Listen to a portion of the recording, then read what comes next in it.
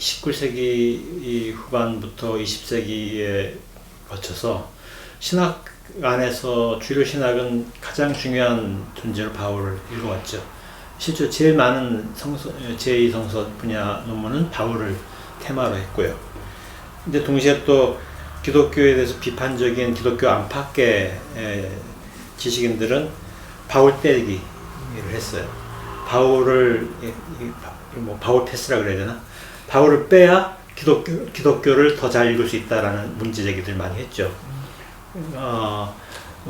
이제 자유주의 신학자들도 그랬고, 여성 신학자들도 그랬고, 또 민중 신학자들도 그랬고, 안병호 선생님도 그랬습니다.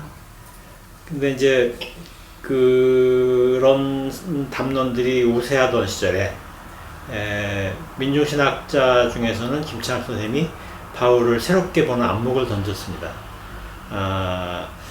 그 문제제기는 기본적으로 제 생각에는 이제 그 김창학 선생님의 문제제기가 골격에 있어요. 김창학 선생님 문제제기는 바울 텍스트를 바울이 어떤 그 시대를 불변하는 어떤 진리를 얘기하는 것이 바울의 의인론이 아니다.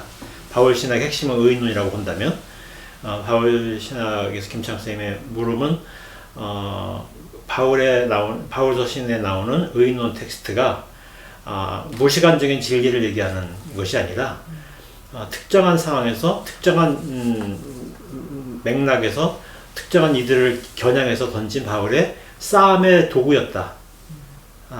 그게 이제 투쟁교설이라고 선생님이 얘기하셨는데요. 그렇게 얘기한 거예요. 그러니까 이제 바울을 읽는 일종의 해석학적 시선을 그렇게 던진 것이죠.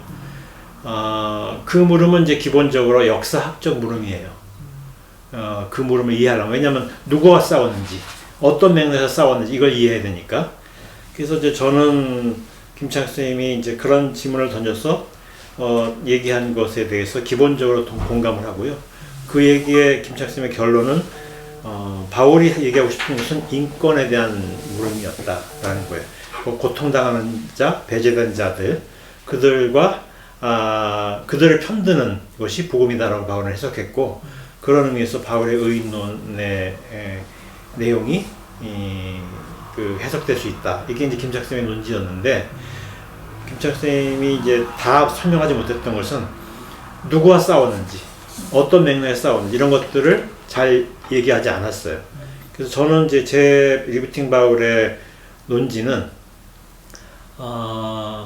바울에 관한 그런 이제 이제 역사적 바울, 교리화된 바울이 아니라 역사적 바울을 우리가 다시 읽으면서 김창학 선생님의 논지를 해명하는 작업에 초점이 있었어요. 그러니까 사실 그 책은 김창학 선생님의 오마주예요. 그리고 지금도 큰 틀에서 이제 차이가 없는데, 이제 몇 가지 이제 그 안에서 역사적인 관점이라든가 이런 것도 이제 김창학 선생님이 다루지 않았거나 다뤘었던 것에 대한 다른 입장을 제가 펴고 있죠.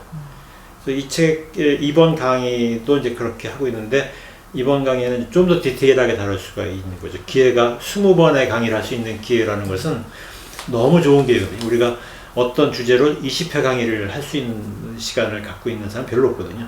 나한테는 이제 지난해에 이어서 역시 이번에도, 지난해는 예수만 갖고 20회를 강의했고 평생 처음 해본 거예요. 이번엔 바알만 갖고 20회를 강의한 호사를 누리는 거죠. 그래서 그 얘기를 이제 아주 디테일하게 해보려고 이번 강의 계획을 짰습니다. 오늘 우리가 교회란 말을 그리스어 에클레시아를 번역한 말로 교회란 말 쓰잖아요. 근데 이제 바울 서신에서 에클레시아라는 말을 어떻게 바울은 차용하고 있는가, 이제 이것을 이제 제가 해석하는 건데요. 그 바울 당시에는 그리스도교라는 종교가 존재하지 않았단 말이에요.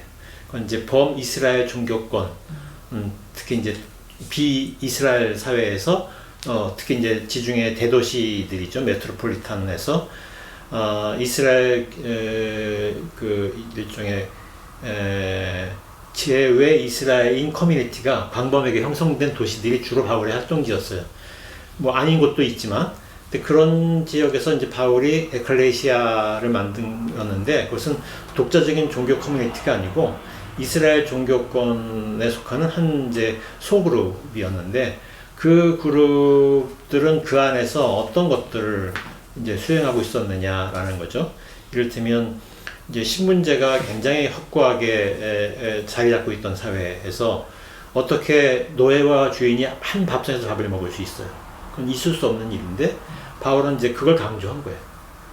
이제 예수님도 그런 밥상을 얘기했지만 예수님 주변에는 다 떠돌이 집단들이 많았기 때문에 그런 밥상 공동체가 잘 만들어지지 않았던 거죠. 근데 바울 공동체 안에는 이제 상류층 인사는 별로 없었지만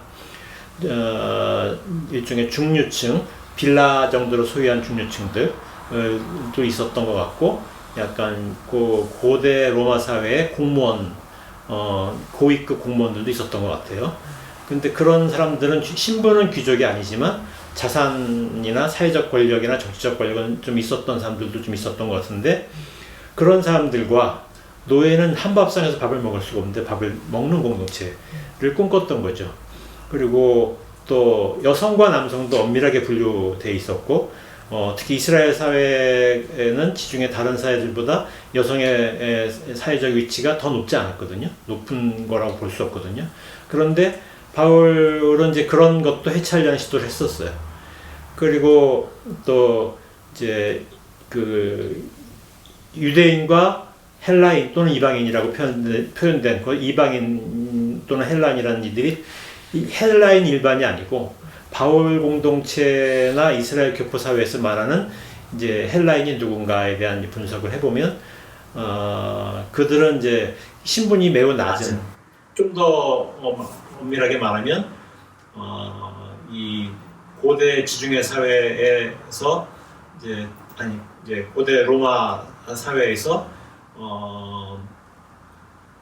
굉장히 사회적 이동이 높은 거예요. 왜냐하면 지중해가 잔잔한 바다이고 지중해를 통한 무역이나 전쟁이 활발했고, 그러면서 이제 굉장히 많은 노예들이 생겨났는데, 그 노예들이 팍스 로마나 이후에 생존의 기반을 잃어버려서 마치 이제 버려진 유기견처럼 떠돌아다니는 현상들이 광범위하게 일어났고, 그들이 대도시들로 몰려들어온 거예요.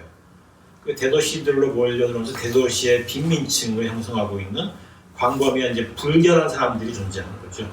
그런 사람들은 노예도 아니고 뭐라고 규정할 수 없는 존재. 그런 이제 유기견 같이 버려진 존재들이 많은 거죠. 그런 사람들과 많이 연결되어 있는 개념이 바울이 쓴 용법에서의 헬라인이었던 것 같아요.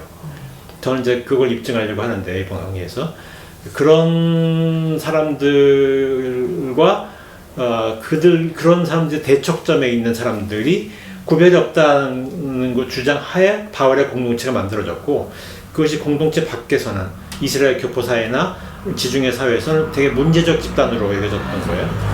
그런 혐오적 대상과 같이 밥을 먹고 같이 이야기를 나눈다는 것은 문제적인 수밖에 없는 것이죠.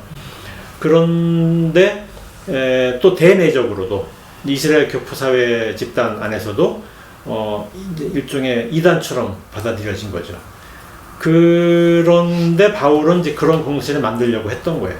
이제 그런 바울의 시도는 되게 유의미하죠. 근데 또 그런 시도를 해보면 그 안에서 바울의 공동체 안에서도 갈등이 일어날 수밖에 없거든요. 그런 갈등들에 대해서 바울이 또 동요해요.